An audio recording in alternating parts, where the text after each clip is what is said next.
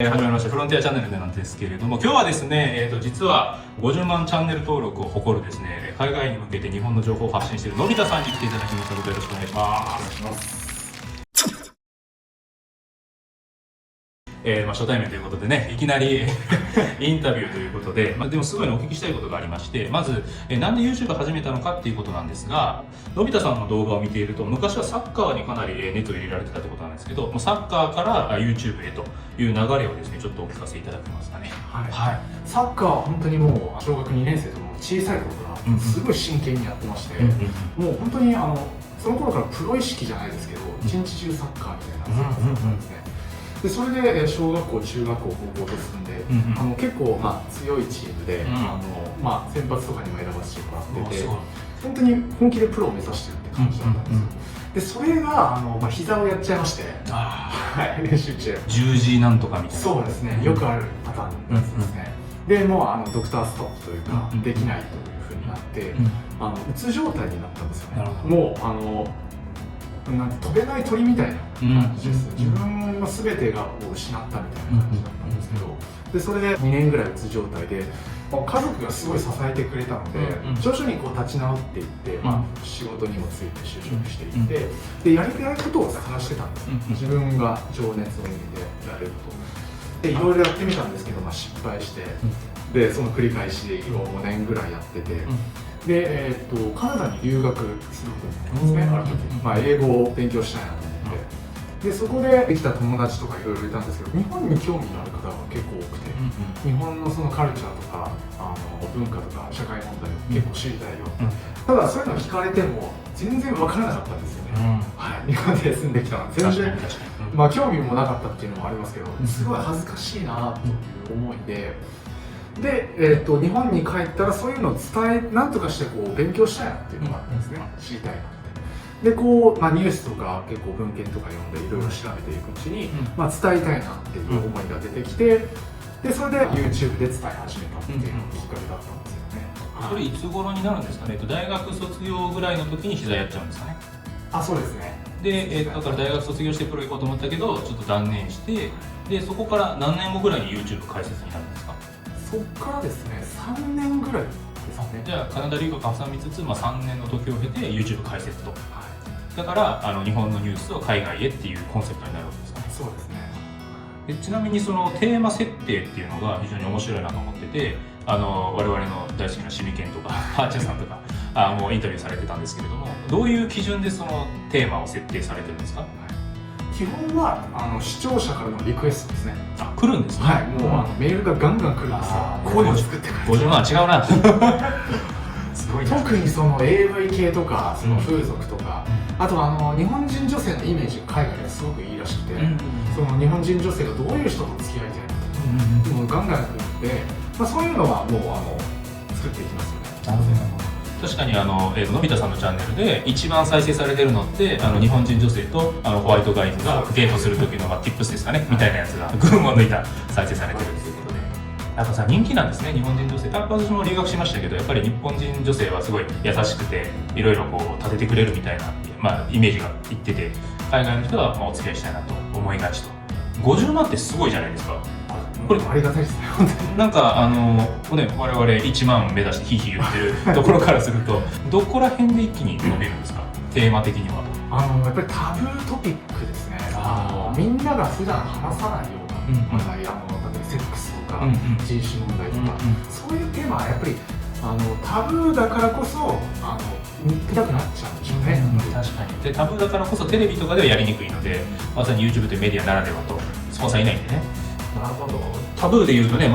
元ヤクザ組長とかね、いろいろある。あれもインタビューっていうかリクエストなんですか。そうですね、ヤクザもすごい人気なんで。海外の人ですか。ジャパニーズヤクザどうなってんだみたいな、ハワーバーグみたいな感じで来て、で連絡を取られるんですか。そうですね、基本はブロガーさんや YouTuber さんですね、そういった方々も発信してるので、話してくれやすそうじゃないですか。そういった方を狙ってコンタクトさせていただくのと、あとはNPO 法人とか、あとはウェブサイトの記事とかでインタビューされてる人を狙うとか。一回インタビューしてるってことは、そうですね、また言ってくれるやろうと。ちなみにヤクザさんはインタビューされてたんですか。そそう、あの方は YouTube を持って、あ、そうなんですよ。はい、それ確かに、まあ、コラボということで、そうだったんです。もう全部見ちゃいましたというかね、見ましたけど、引き込まれるところがありますよね。普通にやってると絶対出会わないカテゴリー的にちょっとなかなかね接点がないところの人なので、ああいうのを通じてこういう人なんやとね、かなり面白いんですけども、これからですね、50万人ってことは数字でいうと100万人目指していくことだと思うんですけども、テーマ的にこういうのを取り扱っていきたいなとか、このチャンネルをこういうふうにしたいなとかあったりしますか？はい、まあ、数字も大事なんですけど、自分としてはそこまで数字にはこだわってはなくて、一番優先してるのはやっぱり高いクオリティですね。もう見ている人が金払って見ているような感覚のものを作りたいなと思っていまして、今までは面白系のやつを短く単発で6分とか5分とかだったんですけど、今度は徐々に長くよりドキュメンタリースタイルじゃないですけど、そういうものを作っていきたいな、内容のものは。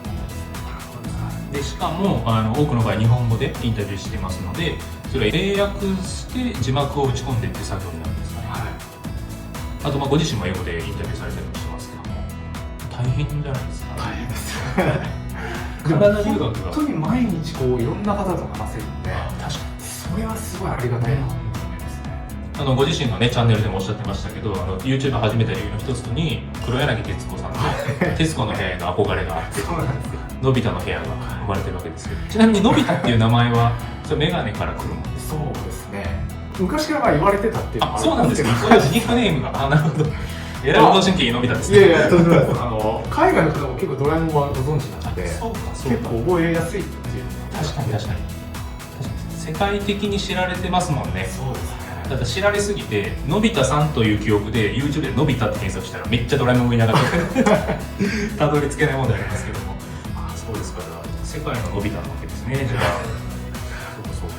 ちなみにあれですか、こういうことを主張したいのでぜひのび太さん取材に来てくださいみたいな、そういうリクエストもあるんですか？ありますね、中には。はい。ただやっぱりある程度は選ばせてもらわないといけないですね。視聴者のニーズが。確かにそれも確かにそうですよね。私が大好きな外国チャンネルも同じねスタイルですけれども、三谷さんが自ら開拓していってた頃はもっともっと面白かったという声もやっぱあるんで、出たいって言われた人をやっていくよりも編集者が聞きたいっていう人を聞いていく方がもう少し野生味があって面白いという部分もあったりするので、そこはちょっと一長一短感じだと思うんですけど。